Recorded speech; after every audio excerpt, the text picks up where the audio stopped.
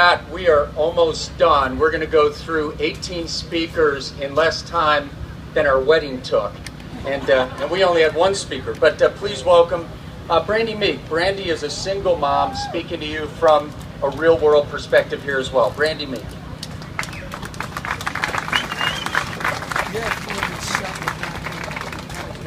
Hello. Hello.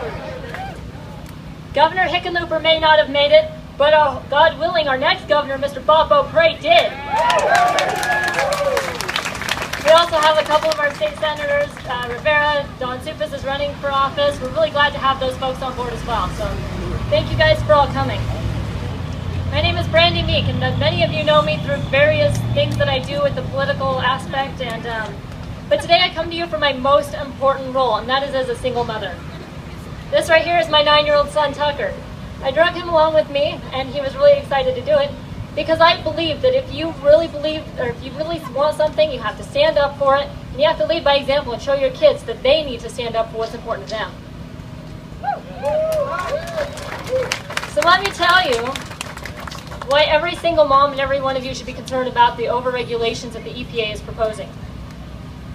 The most important impact that this regulation will have on every family comes in the form of those direct impacts, those utility bills that you get in your mail. But everyone talks about that. No one talks about those indirect costs as well. So the farmers that are out there planting the food that we buy in the store, it's going to cost them a lot more because their energy is going to go up and their irrigation systems are going to require more energy. And so your food prices are going to go up. Everything you buy and every service you have will go up if the energy prices increase. Now, how much is a concern? Quotes for how much of an increase to expect range greatly, but they all vary upon or depend upon what the current natural gas rates are.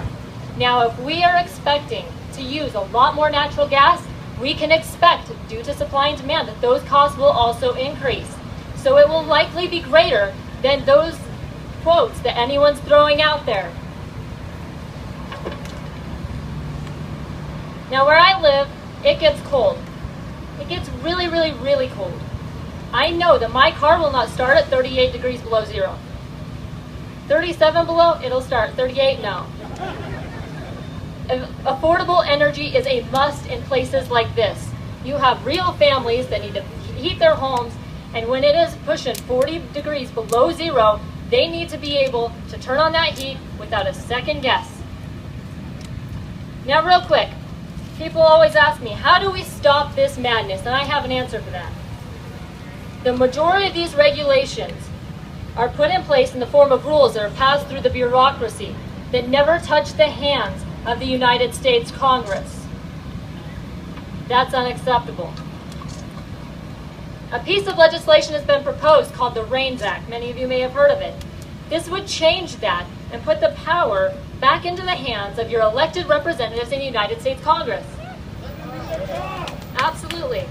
We've tried to pass this before, but the fact is we just don't have the numbers to do so. We need to gain seats in the United States Congress and in the Senate to be able to enact this legislation. So I'm going to ask you for a favor today. I want you to call your representative. I want you to call your senator. I want you to call your candidates. Support them. Your freedom-loving conservative candidates. Call them. Support them.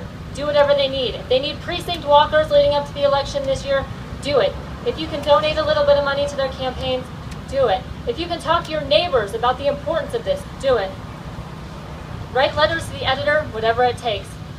But be informed, be active, and be involved. Thank you very much.